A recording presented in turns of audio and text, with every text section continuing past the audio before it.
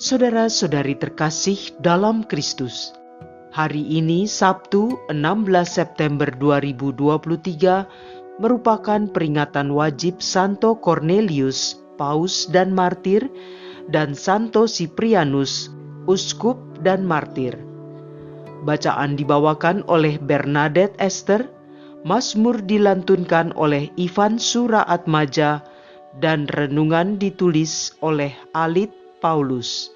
Selamat menekuni sabda Allah. Marilah mewujudkan kebaikan bersama untuk hidup dalam damai dan sejahtera.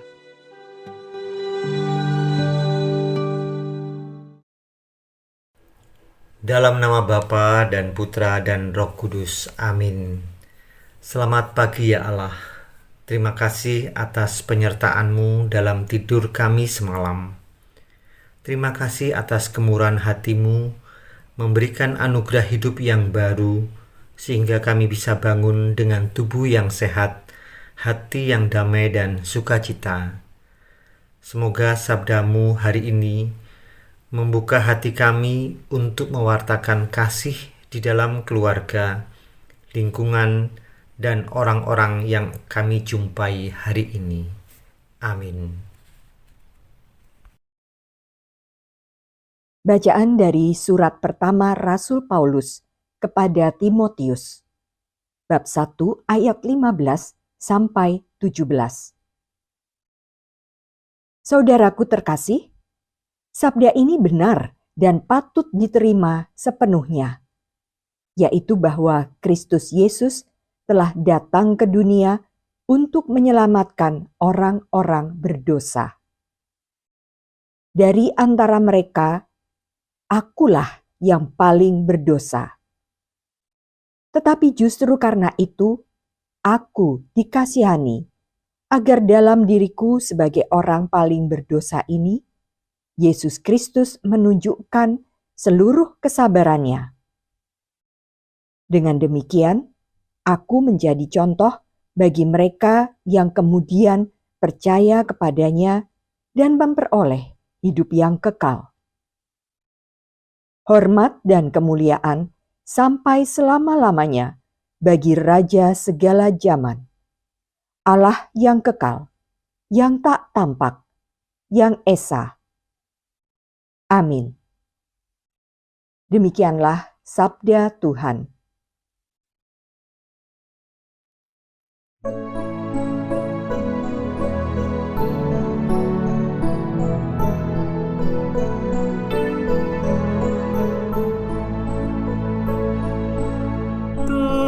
Terberkatilah nama Tuhan untuk selama-lamanya.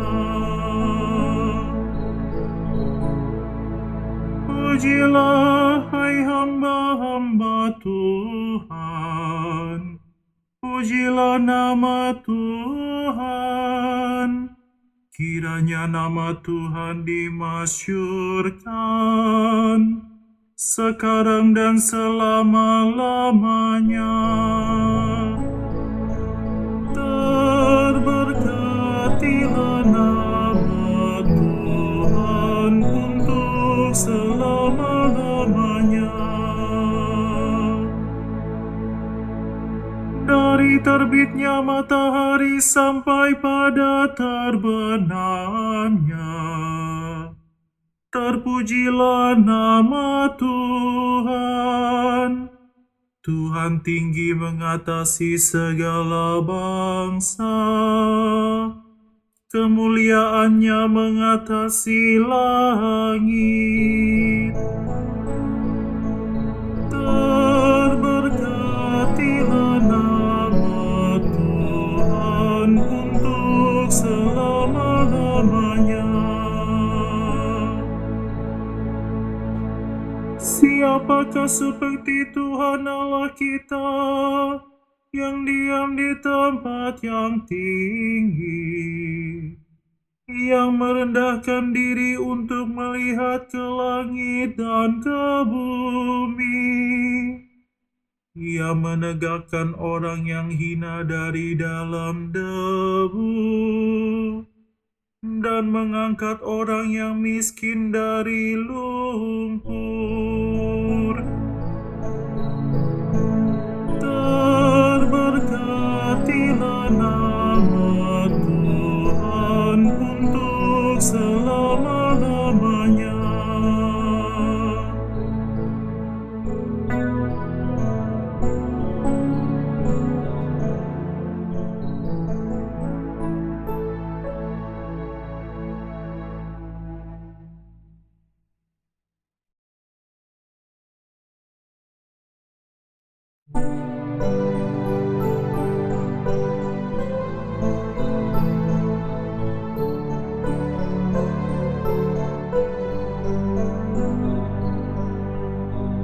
Haleluya, haleluya, haleluya.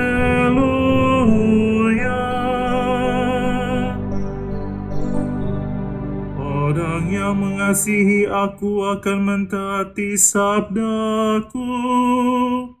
Bapa-Ku akan mengasihi dia, dan kami akan datang kepadanya. Haleluya, haleluya, haleluya.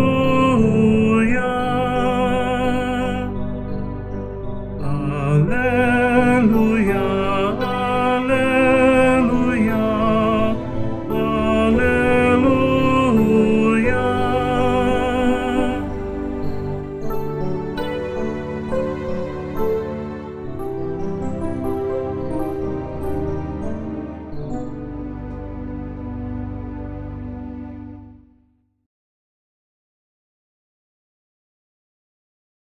Inilah Injil suci menurut Lukas, bab 6, ayat 43 sampai 49. Yesus menyampaikan wejangan ini kepada murid-muridnya. Tidak ada pohon baik yang menghasilkan buah yang tidak baik. Dan tidak ada pula pohon tidak baik yang menghasilkan buah baik. Sebab setiap pohon dikenal dari buahnya.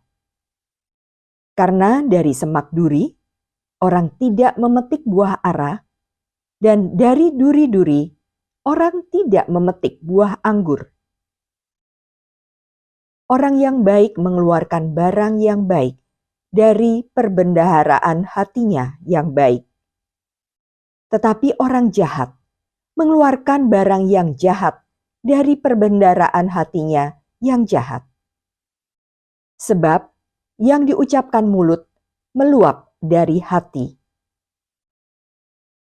Mengapa kalian berseru kepadaku, Tuhan, Tuhan, padahal kalian tidak melakukan apa yang kukatakan? Setiap orang yang datang kepadaku dan mendengarkan sabdaku serta melakukannya, aku menyatakan dengan siapa ia dapat disamakan. Dia itu sama dengan orang yang mendirikan rumah. Ia menggali dalam-dalam dan meletakkan dasarnya di atas batu. Ketika datang air bah dan banjir melanda rumah itu tidak dapat digoyahkan karena dibangun dengan kokoh. Sebaliknya, barang siapa mendengar sabdaku dan tidak melakukannya, ia sama dengan orang yang mendirikan rumah di atas tanah tanpa dasar. Ketika dilanda banjir, rumah itu segera roboh, dan hebatlah kerusakannya. Demikianlah sabda Tuhan.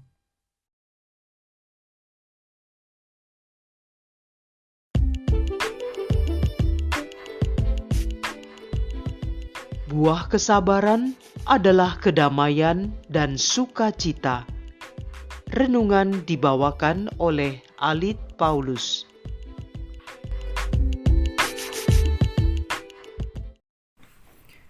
Selamat pagi Bapak, Ibu, rekan-rekan muda dan anak-anak yang terkasih dalam Tuhan kita Yesus Kristus.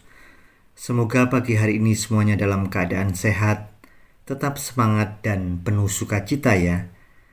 Sukacita dan bahagia karena kita semua adalah satu pohon yang baik dan berbuah baik bersama Tuhan Yesus. Sikap sabar dan rendah hati akan menghasilkan buah yang baik, yaitu damai dan sukacita. Seringkali kita mendengarkan ungkapan di masyarakat bahwa kesabaran seseorang itu ada batasnya. Hal ini timbul karena permasalahan atau persoalan atau perselisihan yang secara pribadi ataupun kelompok tidak pernah selesai dan tidak ada solusinya. Seringkali timbul pertengkaran yang hebat dan menjurus perkelahian, dan ujung-ujungnya harus diselesaikan dengan jalur hukum. Tetapi ada juga seseorang yang mempunyai persoalan hidup berat dan menghadapinya dengan kesabaran, serta menyerahkan semua persoalan hidup kepada Tuhan, hingga hasilnya sungguh membanggakan. Ada kebahagiaan, damai, dan sukacita yang dirasakan bersama anggota keluarganya. Sikap sabar inilah yang harus kita jaga dan pelihara selama hidup. Tidak gampang dan pasti banyak godaannya. Untuk itulah kita terus mendekatkan diri kepada Tuhan dalam doa dan menghadiri Ekaristi di gereja. Hari ini dalam bacaan pertama surat Rasul Paulus yang pertama kepada Timotius, diceritakan bahwa Tuhan Yesus menunjukkan seluruh kesabarannya untuk menyelamatkan orang berdosa. Dan Paulus mengakui dirinya sendiri adalah orang yang paling berdosa. Ketika kita membaca kesaksian Paulus, maka kita akan merasakan keajaiban kasih karunia Allah dan kuasanya yang telah mengubah dan menyelamatkan hidup Paulus.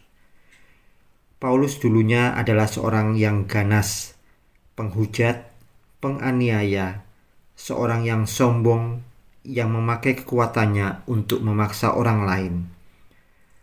Tingkah lakunya yang jahat karena Paulus tidak mempunyai pengetahuan dan hidup di luar iman. Meskipun Paulus dulunya seorang yang sangat pandai dan berpendidikan, pikirannya buta terhadap kebenaran. Ia memang seorang yang taat kepada agama. Paulus baru diselamatkan setelah ia beriman kepada Yesus Kristus. Kasih karunia Yesus yang telah mengubah kehidupan Paulus. Artinya Allah yang menyatakan kasih-Nya kepada Paulus. Allah yang mengasihani Paulus dengan memberinya kasih karunia yang sebenarnya. Dan Paulus sadar bahwa ia tidak layak menerima kasih karunia itu. Kasih karunia menggerakkan Paulus menjadi pemberita Injil. Perjumpaan Paulus dengan Yesus telah mengubah fokusnya dari yang jahat menjadi yang baik, dari pembunuh menjadi pemberita Injil.